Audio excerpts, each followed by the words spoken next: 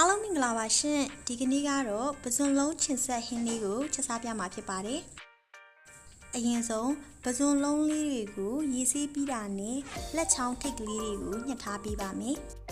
ပြီးတော့ခန္ဓာကိုယ်ထဲကအညစ်ကြီးလေးတွေကိုလည်းဖယ်ထားပေးပါမယ်အရင်ဆုံးအနှစ်ကလေးတွေချက်ဖို့အတွက်ကြက်သွန်စီတက်ပေးပါမယ်နနွင်းမုံထက်အယောင်တင်မုံထက်ခရမ်းကျင်သီးလေးတွေကိုတောက်ဆင်ပြီးထက်မကြီးသီးလေးတွေကိုထောင်းပြီးထက်ဒီနေရာမှာစားလေးနဲ့ငယ်ထည့်ပြီးမှထောင်းပေးရပါတယ်ငပိထက်ငရုတ်သီးလေးတွေကိုတောက်ဆင်ပြီးထက်ရေလေးနဲ့ငယ်ထက်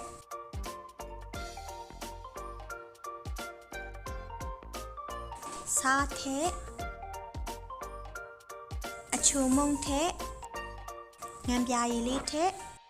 ဟွာကြောင်းမုံအနှဲငယ်ထက်မရုပ်ကောင်းမုံလေးထက်အားလုံးထည့်ပြီးပြီဆိုရင်တော့စီးထားတဲ့ပဇွန်လုံးလေးတွေကိုထည့်ပြီးချက်ပေးရမှာဖြစ်ပါတယ်